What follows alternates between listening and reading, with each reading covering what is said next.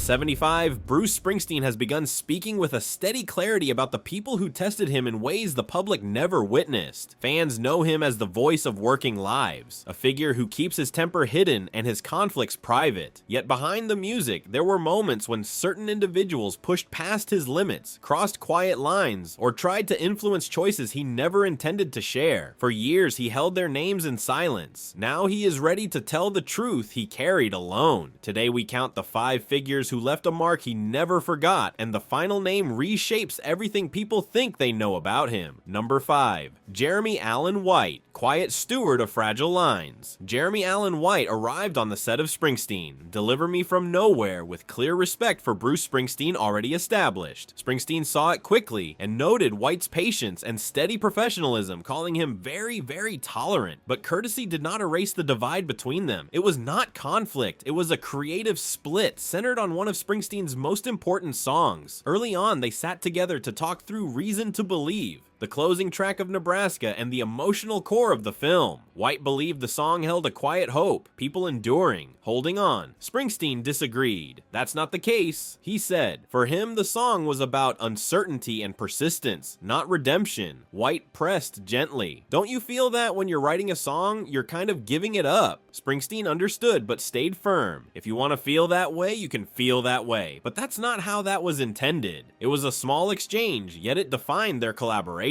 White tried to find light in the darkness. Springsteen guarded the song's tension. Their disagreement stayed soft, but it shaped the tone of the shoot. That tension surfaced in moments like the week White asked for space. If I could just have a little bit of space to try and find my footing, he said. Springsteen took no offense.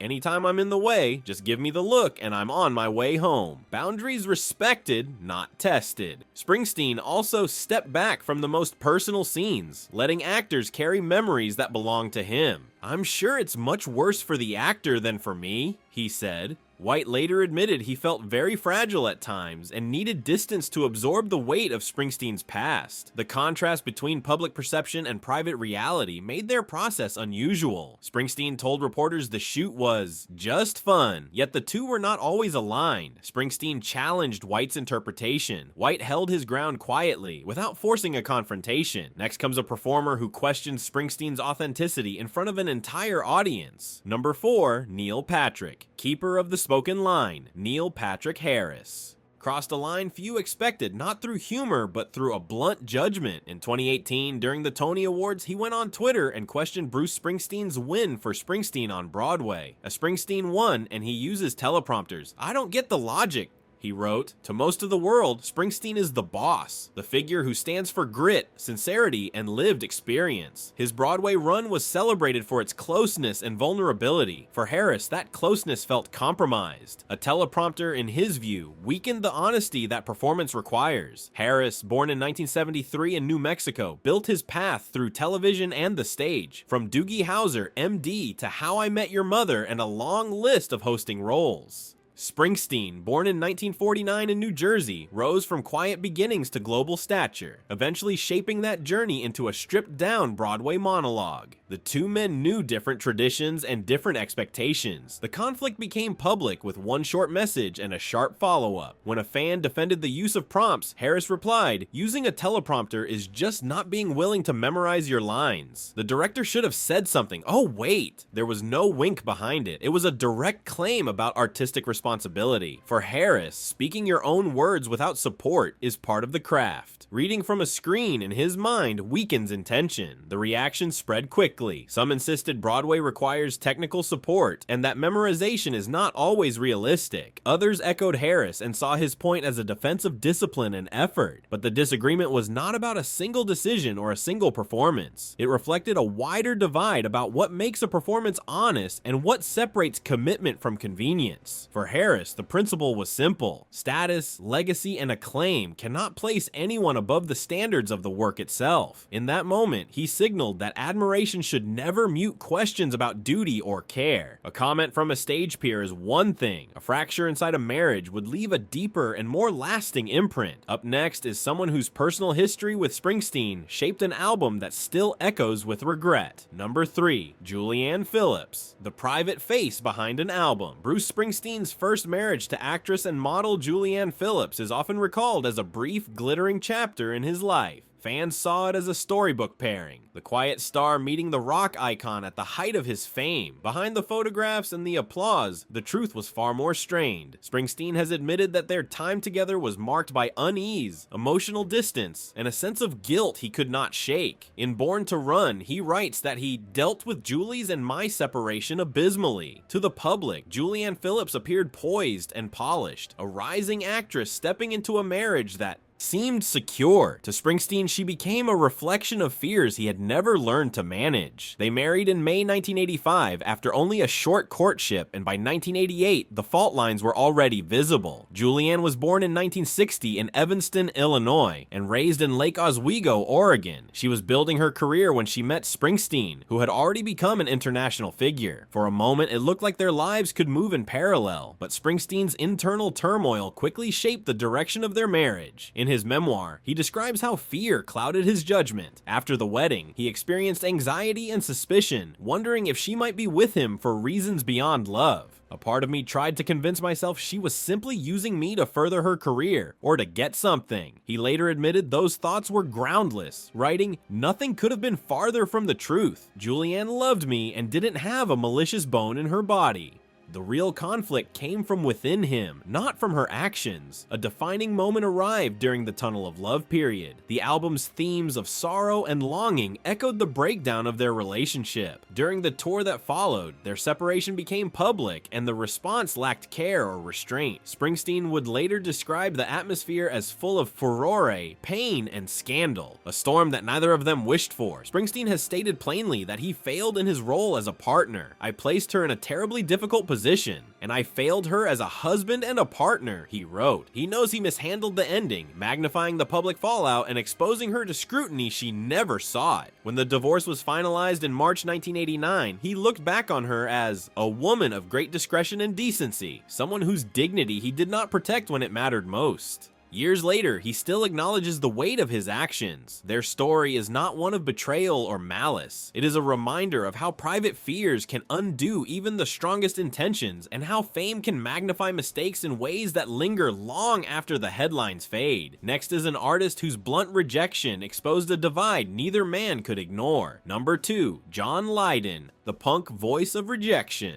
Bruce Springsteen and John Lydon, better known to most as Johnny Rotten, have always stood on opposite ends of the musical world. Springsteen built a career on long, steady narratives about working-class life, songs that unfold slowly and draw images with intention. Lydon made his mark through disruption, quick blasts of punk meant to shock and challenge. Their paths never converged in collaboration. They met instead in rejection. Lydon did not offer mild disagreement. He openly mocked Springsteen's work. In a televised interview in 1988, he dismissed it as boring, saying, "I don't like that Bruce Springsteen type of noise," reducing years of storytelling to something dull. The tension did not stay confined to interviews. Lydon told a radio program that Springsteen had once come to one of his shows, sitting quietly in the balcony before walking out after an off-color joke. Lydon described the moment as lighthearted, even calling it the greatest possible fun, but added that Springsteen seemed mortally offended. In Lydon's telling, it was not a personal insult. It was simply two people who heard the world differently. Lydon, born in 1956 in London, shaped his identity around confrontation. For him, Springsteen's detailed and emotional approach felt inflated. "I just find it really boring, when they're just telling this banal story that you're not very interested in," he said. He valued intensity, speed, and the shock of immediacy. Springsteen, born in 1949 in New Jersey, worked inside a tradition built on patience and reflection. The clash was rooted not in temper, but in philosophy. Even as he mocked, Lydon sometimes softened the impact. On the same radio show, he said, "We mock each other gently. None of it's meant in any harm or hurt. That's media misinterpretations of us. We're a friendly bunch of sarcasm." His tone suggested that the divide was symbolic rather than hostile. The balcony incident became a picture of two artistic visions that could not sit comfortably together. The image stays sharp. Springsteen, the storyteller, watching from above. Lydon, the provocateur, firing off a line that was meant to provoke laughter. Springsteen getting up and leaving, not as a protest, but as a quiet acknowledgement acknowledgement that the room was not his. Over time, Lydon's criticisms resurfaced in various profiles, each echoing the same core disdain for narrative-driven rock. Springsteen never answered. Silence, in his case, was a form of clarity, difference accepted without retaliation. When another musician dismisses your voice, it leaves a mark. But when someone close to you reshapes your work for their own purpose, the strain becomes something else entirely. Up next is a friend who turned one of Springsteen's songs into a film and left him watching from a careful distance. Number 1. Sean Penn, the interpreter who kept the distance.